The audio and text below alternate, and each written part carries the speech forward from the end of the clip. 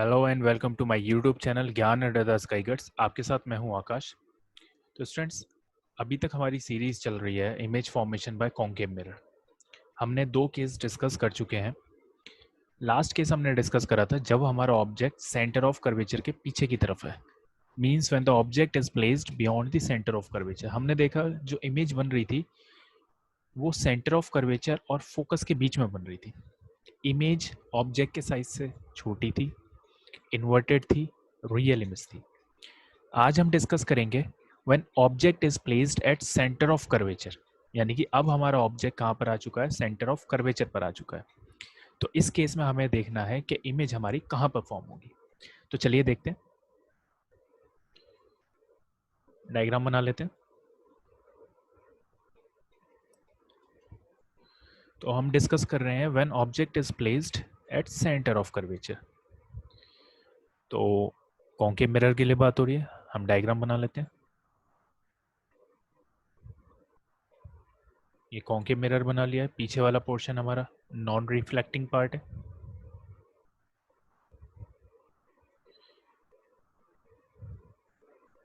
ये हमारा non reflecting part हो गया।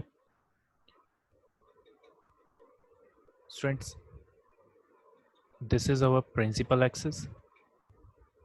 ये प्रिंसिपल एक्सिस होगी, पॉइंट बना देता हूं मैं। ये पॉइंट हमारा पोल हो गया, ये हमारा फोकस हो गया, और ये हमारा सेंटर ऑफ कर्वेचर हो गया। ठीक है स्टूडेंट्स, अब ऑब्जेक्ट हमारा यहां पर रखा है। दिस इज अवर ऑब्जेक्ट, ये ऑब्जेक्ट रखा है हमारा। ऑब्जेक्ट हमारा सेंटर ऑफ कर्वेचर पर रखा है। ठीक है स्टूडेंट्स, ये हमारा ऑब्जेक्ट रखा है। ये मैं नाम दे देता हूँ, ये ए और ये बी। ए बी हमारा ऑब्जेक्ट है, मैं लिख देता हूँ यहाँ पर साइड में, ए बी हमारा ऑब्जेक्ट है। ठीक है स्टूडेंट्स, तो मैं बताता हूँ। सबसे पहली रे जो बनेगी वो पैरेलल बनेगी प्रिंसिपल एक्सिस के। हमारी प्रिंसिपल एक्सिस है, यहाँ पर मैं लिख देता हूँ, ये हमारी प्रिंसिपल एक्सिस हो गई। This is our principal axis. तो अब फर्स्ट रे बनाएंगे। फर्स्ट रे हमारी पैरेलल होगी प्रिंसिपल एक्सिस के, ये मैं बना देता हूँ। ये हमारी फर्स्ट रे हो गई प्रिंसिपल एक्सिस के पैरेलल। तो हम रूल्स पढ़ चुके हैं। If incident ray is parallel to principal axis then reflected ray will pass through focus. तो हमारी रिफ्लेक्टेड रे कहाँ से पास होगी, हमारी रिफ्लेक्टेड रे फोकस से पास होगी। ये मैं रिफ्लेक्टेड रे पास करा देता हूँ फोकस से, ये हमारी रिफ्लेक्टेड रे हो गई। ठीक है स्टूडेंट्स, सेकेंड रूल हम लगा लेते हैं। ये वाला सेकेंड रे के लिए मैं ये लगा लेता हूँ, जब हमारी इंसिडेंट रे फोकस से पास हो रही है तो रिफ्लेक्टेड रे प्रिंसिपल एक्सिस के पैरेलल होगी, ये हम लगा लेते हैं। तो ये वाला रूल लगा लेता हूँ मैं। ये मेरी इंसिडेंट रे हो गई। ठीक है स्टूडेंट्स, तो ये इंसिडेंट रे हो गई मेरी। तो रिफ्लेक्टेड रे किसके पैरेलल होगी, reflected ray will be parallel to principal axis. तो मैं रिफ्लेक्टेड रे बना लेता हूँ, ये मेरे रिफ्लेक्टेड रे हो गई इस केस में। ठीक है स्टूडेंट्स, ये मैंने रिफ्लेक्टेड रे बना ली, ये मेरी रिफ्लेक्टेड रे हो गई। तो हम देख सकते हैं, इस पॉइंट को मैं हटा देता हूँ थोड़ा सा, मैं यहाँ लिख देता हूँ सी पॉइंट, ये हमारा सेंटर ऑफ कर्वेचर है। तो हम देख सकते हैं कि हमारी रेज कहाँ पर मीट कर रही है, हमारी रेज इस पॉइंट पर मीट कर रही है।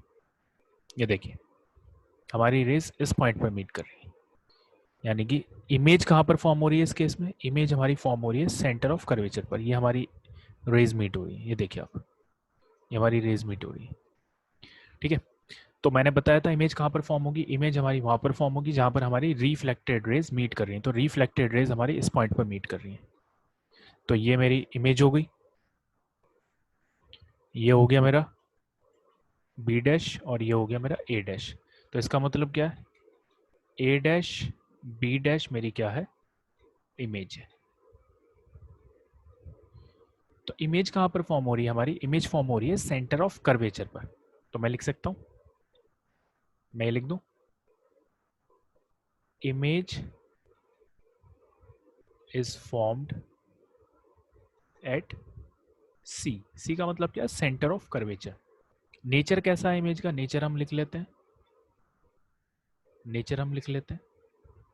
मुझे पता है रियल में हमारी रिफ्लेक्टेड रेज मीट कर रही हैं और कॉन्केव मिरर का जो फोकस पॉइंट होता है वो भी कैसा होता है? रियल होता है।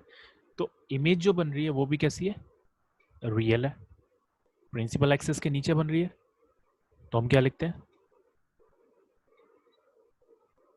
इन्वर्टेड है। ठीक है, लेफ्ट साइड में बन रही है रियल है, प्रिंसिपल एक्सिस के नीचे बन रही है इन्वर्टेड है। और थर्ड, जितना बड़ा हमारा ऑब्जेक्ट है उतनी ही बड़ी हमारी इमेज है, यानी कि size of image is equal to the size of object,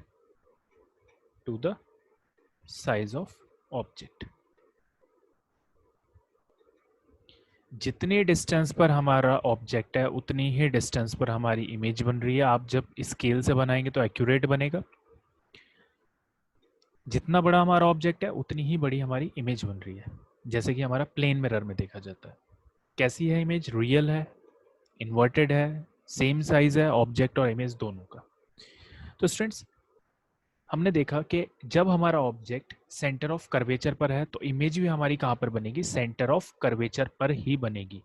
जितनी दूरी पर ऑब्जेक्ट रखा हुआ है मिरर से उतनी ही दूरी पर हमारी इमेज बन रही है। जितना बड़ा हमारा ऑब्जेक्ट है उतनी ही बड़ी हमारी इमेज बन रही है। तो स्टूडेंट्स, इस वीडियो में हमने देखा कि जब ऑब्जेक्ट हमारा सेंटर ऑफ कर्वेचर पर है तो इमेज कैसी बन रही थी। नेक्स्ट वीडियो में हम डिस्कस करेंगे जब ऑब्जेक्ट हमारा सेंटर ऑफ कर्वेचर और फोकस के बीच में आ गया है, when the object is placed in between centre of curvature and focus. उस केस में हमें देखना है कि इमेज कैसी बनेगी, क्या नेचर होगा इमेज का, कहाँ पर इमेज बनेगी हमारी। तो स्टूडेंट्स, आज के लिए इतना ही रखते हैं। और एक इन्फॉर्मेशन मैं आपको देना चाहता हूँ, हमारी ऐप भी बन चुकी है, लिंक मैं डिस्क्रिप्शन बॉक्स में डाल दूंगा। आप उस ऐप को डाउनलोड करें और जो भी नोट्स हैं जिस भी चैप्टर से रिलेटेड, वो नोट्स आप उस ऐप से ले सकते हैं। जितनी भी वीडियोस के लिंक हैं वो उस ऐप में मिल जाएंगे आपको। तो उस ऐप को डाउनलोड करिए और जितने भी नोट्स हैं आप उन्हें तैयार करिए उस ऐप से, और ऐप्स के साथ जुड़े रहिए। जो इन्फॉर्मेशन यहाँ बताई जाएगी वही इन्फॉर्मेशन आपको ऐप में मिल जाएगी और नोट्स भी मिल जाएंगे आपको। तो प्लीज़ आप उस ऐप को डाउनलोड करिए। आज के लिए इतना ही, अपना ध्यान रखिए, टेक केयर, बाय।